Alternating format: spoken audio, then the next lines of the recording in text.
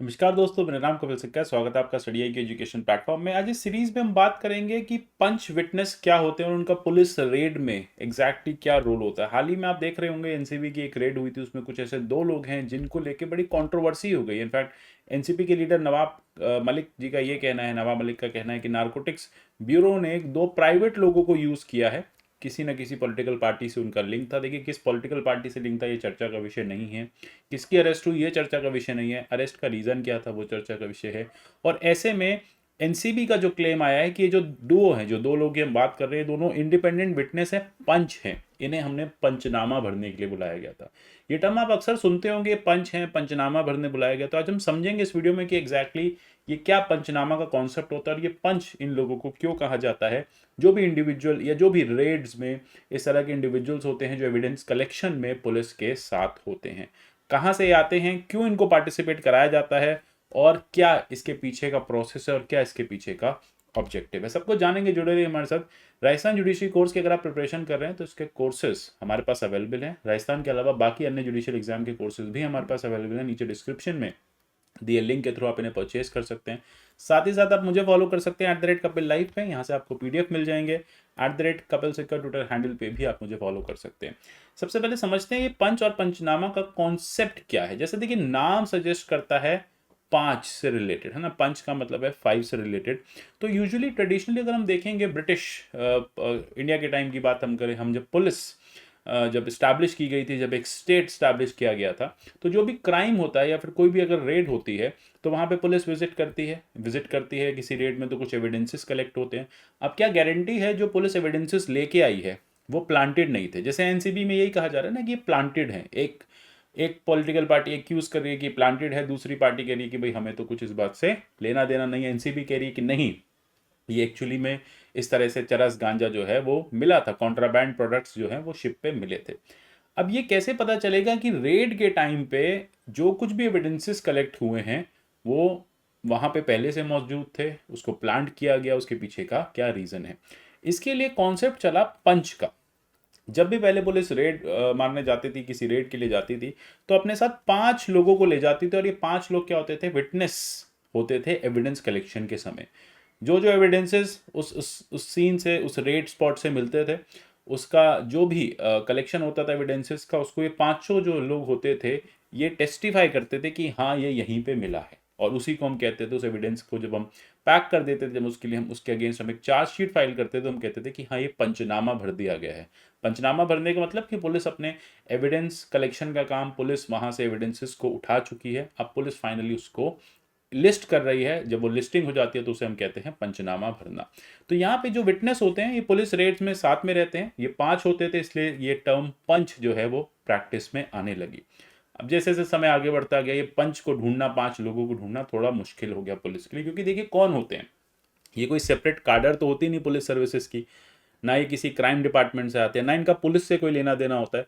ये इंडिपेंडेंट लोग होते हैं सोसाइटी के, जो ना पुलिस से एसोसिएटेड होते हैं, ना जिसके घर पे रेड हो रही है, ना जो क्राइम सीन है वहां से एसोसिएटेड होते हैं, कहीं से भी एसोसिएटेड नहीं होते।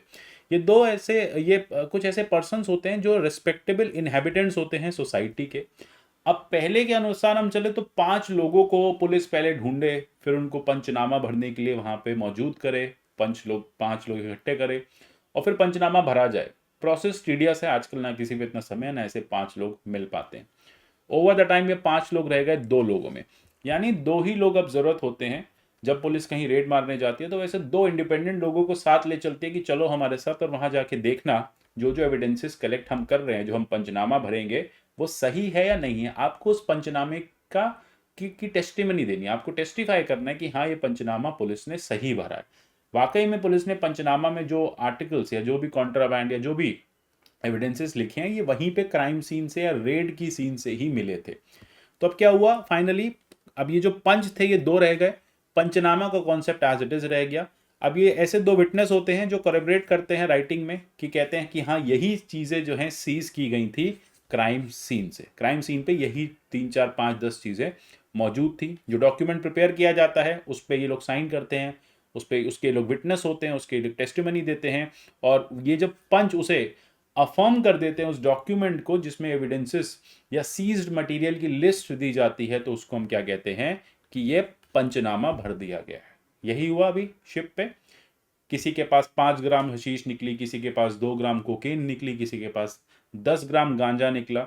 अब ये जो 2 लोग वहां मौजूद थे, इन्होंने जब फाइनली ये सब सीजर किया गया, जितना भी सामान वहां से सीज किया गया, सीजर हुआ, इनफैक्ट जो कोर्ट जिसे कहता है कि इफेक्टिव सीजर क्या था, इफेक्टिव सीजर ये था कि इतना इतना सामान इतने इतने लोगों के पास निकला। तो कोर्ट भी अपनी प्रोसीडिंग में उस पंचनामा को ही कंसिडर करता है, और उसमें जो सामान लिखा होता है उसी के आधार पे चार्जशीट फाइल होती है, और उसी के आधार पे कोर्ट भी समझता है कि अच्छा ये जो कॉन्ट्राबैंड था या फिर ये जो ऑब्जेक्ट्स थे या ये जो एविडेंसेस थे वहां से कलेक्ट किए गए, पंचों की नज़र में कलेक्ट हुए, पंच वहां पे अवेलेबल थे, मौजूद थे, पंचों ने उसको टेस्टिमनी दी, टेस्टिफाई किया, और पंचनामा जो है फाइनली भरा गया।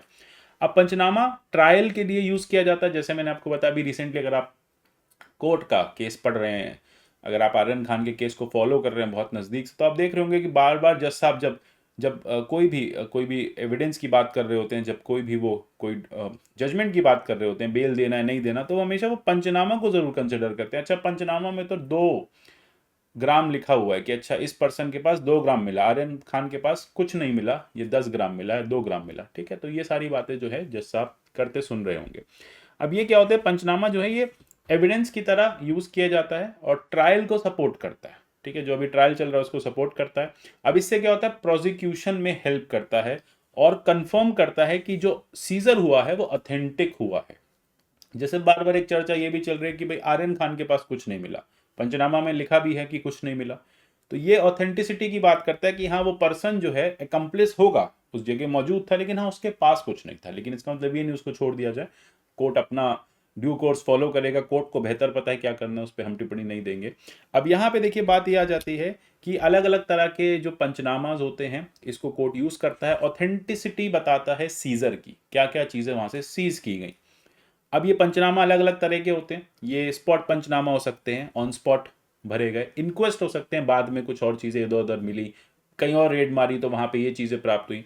साथ ही साथ क्रिमिनल केसेस में भी पंचनामा यूज़ किए जाते हैं, सिविल केसेस में भी पंचनामा यूज़ किए जाते हैं। तो पंचनामा क्या एक तरह से एविडेंस कलेक्शन का कॉन्सेप्ट है, उसी को हम कहते हैं, वो चाहे वो क्रिमिनल केस हो चाहे वो सिविल केस हो, ये लिया जाता है। अच्छा, अब दूसरी बात ये आ जाती है जो बार बार चर्चा का विषय आ रहा है, जिसके लिए अभी वीडियो रिकॉर्ड भी हो रहा है, कि क्या गाइडलाइंस है पंच के विटनेस बनाने की। मतलब ये जो 2 लोग यहाँ मौजूद थे, इसके लिए क्या कोई गाइडलाइन दे रखी है, या आप ऐसे ही किसी को भी उठा के ले जाइए, किसी जान पहचान के पर्सन को ले जाइए, किसी मित्र को अपने ले जाइए, ठीक है, या आपका कोई अड़ोसी पड़ोसी है उसको साथ में ले जाइए। अगर आप कहीं रेड मारने जा रहे हैं, पुलिस इंस्पेक्टर, आप पुलिस में हैं, तो किसी को भी उठा के ले जाएं।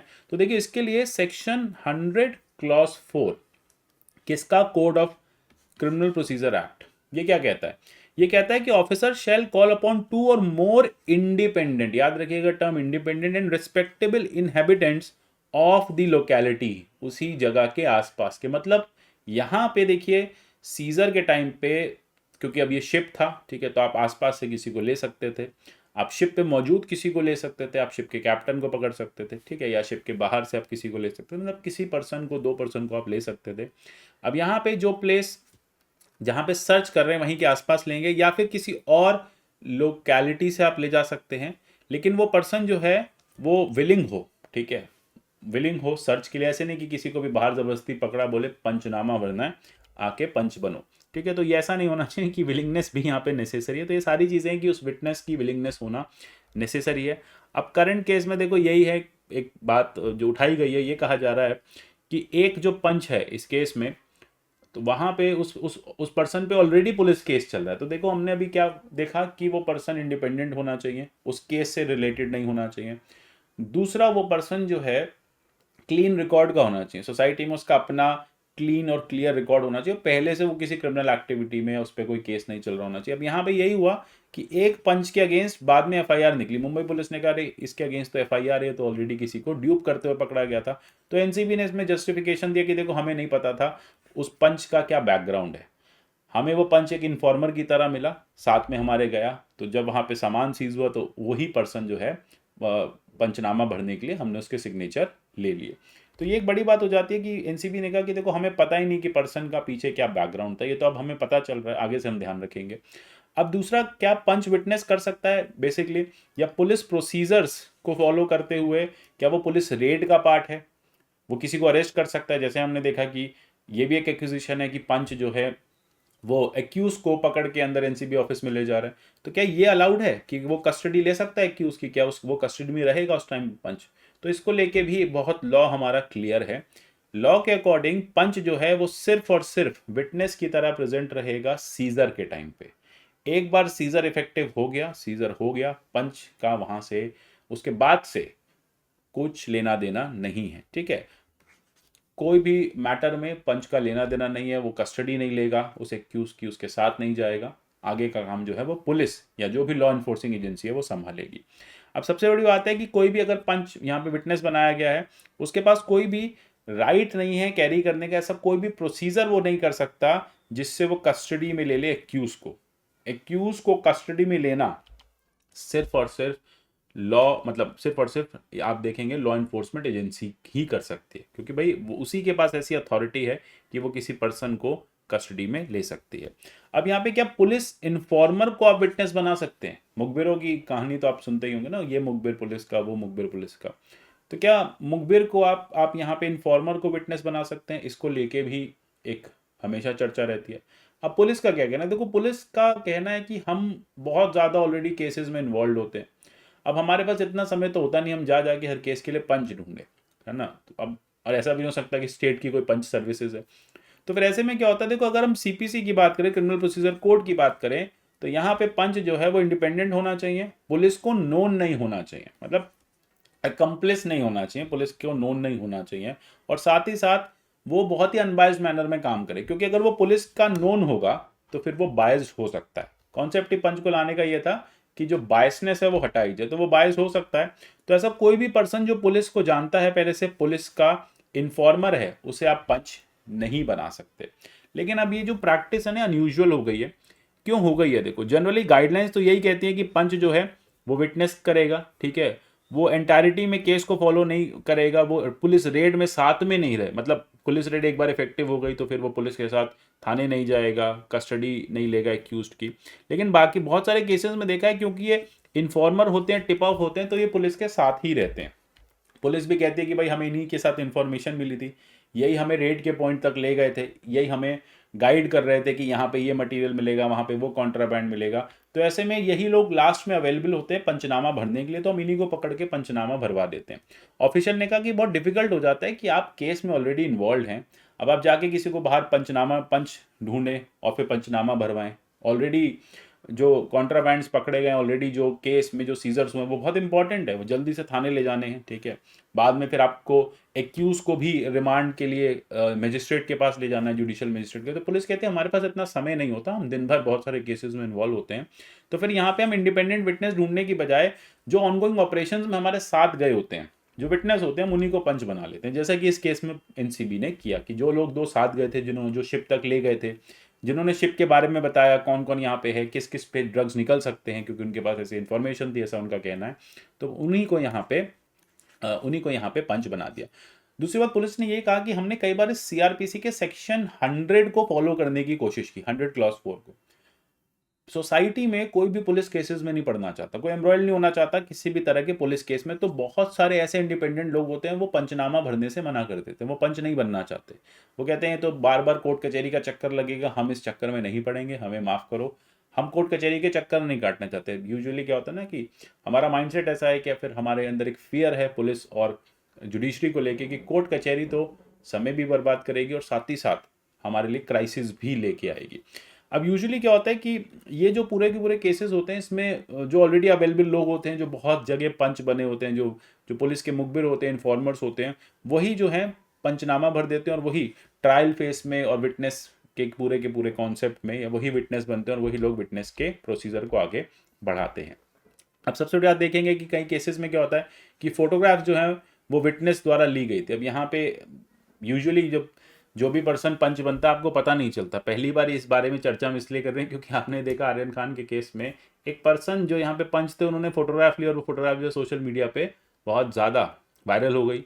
अब लोग उसके बाद क्वेश्चन करने लगे कि ये पर्सन तो एनसीबी में है नहीं, अगर एनसीबी में नहीं है और ये पंच भी है तो फिर ये एनसीबी की बिल्डिंग के अंदर क्या कर रहे हैं, इंटेरोगेशन के समय ये पर्सन क्यों मौजूद है? ठीक है, क्योंकि पंच का काम इंटेरोगेशन करना नहीं होता, सिर्फ और सिर्फ सीजर को इफेक्टिव करना होता है। तो यही बात है कि बाकी आइडेंटिटीज़ यहाँ पे रिवील हो गई हैं, तो थोड़ा सा मामला जो है वो क्राइसिस वाला हो गया है। इसलिए ये कहा जाता है कि जो पंच होते हैं वो कस्टडी नहीं लेंगे और पुलिस के साथ में वो बाद में नहीं जाएंगे। अब कोड ऑफ क्रिमिनल प्रोसीजर की बात करें कि वो स्पेसिफाई नहीं करता कि कौन विटनेस होगा, ठीक है। अब अलग अलग रूल्स बनाए गए हैं अलग अलग स्टेट्स में, स्टेट्स अपने अपने प्रोटोकॉल्स को फॉलो करती है। जैसे हम गुजरात की बात करें, लास्ट ईयर होम डिपार्टमेंट ने गवर्नमेंट रेजोल्यूशन इशू किया था, कहा था कि सिर्फ गवर्नमेंट एम्प्लॉयज को ही आप पंच बना सकते हो नारकोटिक्स के केस में, क्योंकि वो बेसिकली बाद में हॉस्टाइल टर्न नहीं होते। यूजुअली क्या होता है, देखो आपने किसी को पंच बनाया, अब उस समय तो पंच ने कह दिया कि हाँ ये सारी चीज़ें यहाँ पे मिली थी, बाद में पंच ने कोर्ट में जाके ये कह दिया कि पुलिस ने मुझ पे प्रेशर बनाया था, मुझे ज़बरदस्ती पंच बना दिया था, ये सब चीज़ें तो वहाँ मिली नहीं थी। तो हॉस्टाइल जो होता है ना, विटनेस का टर्न होना, वो काफ़ी आम बात है गिवन द सर्कमस्टांसेस। तो इसलिए गुजरात ने ये कहा, गुजरात गवर्नमेंट ने ये कहा, डिपार्टमेंट ऑफ होम अफेयर्स ने वहाँ के ये कहा कि जब भी आप नारकोटिक्स के केस में किसी को पंच बनाएंगे तो आप गवर्नमेंट एम्प्लॉयज़ को ही पंच बनाएंगे, क्योंकि देखो गवर्नमेंट एम्प्लॉयज़ जानते हैं कि भाई उनकी क्या क्या उनके एक्शंस के रिपरकशंस हो सकते हैं, तो वो बाद में हॉस्टाइल टर्न नहीं होंगे। सिमिलरली मुंबई में भी कुछ साल पहले यही हुआ था कि जो टीचर्स थे गवर्नमेंट स्कूल में, उनको कहा जा रहा था कि आप जो है यहाँ पे पंच का काम करिए। अब टीचर्स ने कहा कि भाई हम पढ़ाएं या फिर पंच का काम करें। गवर्नमेंट टीचर्स ने ये कहा कि भाई अब आप स्कूल्स को छोड़ के हम नहीं जा सकते, ठीक है, इससे हमारा काम इंटरफेयर होगा, और यूजुअली हमें पंच बनने के लिए स्कूल आवर्स में बुला लिया जाता है। अब सुबह 8 बजे हमारी क्लास है, हमें क्लास लेने जाना है, पुलिस स्टेशन से कॉल आ रहा है कि एक जगह रेड मारनी है, चलो आप तो पंच हो भाई, आप तो रजिस्टर्ड पंच हो, आपको हमारे साथ चलना पड़ेगा। तो फिर गवर्नमेंट स्कूल टीचर्स का ये कहना था कि भाई हम जिस काम के लिए रखे गए हैं वो तो कर नहीं पाते, बच्चों का भविष्य उज्जवल करेंगे, पंच ही बनते रहेंगे तो फिर बच्चे पढ़ेंगे नहीं और फिर क्रिमिनल एक्टिविटीज़ बढ़ेंगी। तो एग्जैक्टली यहाँ पे बात भी सही है कि इसके लिए पुलिस भी क्या करे। देखो पुलिस भी मजबूर है, कहाँ से वो पंच लाए, उनको भी हमारी सोसाइटी में से कुछ ही लोगों को पंच बनाना पड़ता है। तो ऐसे में बार बार ये हो जाता है कि किसको बनाए पंच। तो यूजुअली यही कहा जाता है कि पुलिस कोशिश ये करे कोई ऐसा पर्सन हो जिसका केस से कोई रिलेशन ना हो, जो बहुत ही ऐसी जगह तरह ऐसे एक्ट करे कि मतलब वो पर्सन जो है इंडिपेंडेंट तरह से एक्ट करे। तो ये सारी चीज़ें जो है इंपॉर्टेंट हो जाती हैं। अच्छा, कई केसेस में ये देखा गया, जो डिफेंस लॉयर होते हैं, डिफेंस की साइड से आते हैं, वो कहते हैं यार ये तो हैबिचुअल विटनेस है, ये तो हर कोर्ट में हर केस में आया होता है, तो इसका तो काम, ये तो इसका मुझे लगता है काम धंधा यही है कि सिर्फ ये पुलिस के लिए हैबिचुअल विटनेस बन के आता है। इनफैक्ट 2014 के ट्रायल केस में, रेप केस में देखा गया था कि जो एक पर्सन वहाँ पे विटनेस था वो लगभग 5,000 केसेस में पंच बन के आ चुका है, ठीक है। तो ये पुलिस भी क्या करे, पुलिस को इस तरह के लोग जो है पंच रखने पड़ते हैं। तो हैबिचुअल विटनेस है कि हर केस में पुलिस उसी को ले आती है कि चलो आपको हम पंच बनाएंगे, चलो आपको पंच बनाएंगे।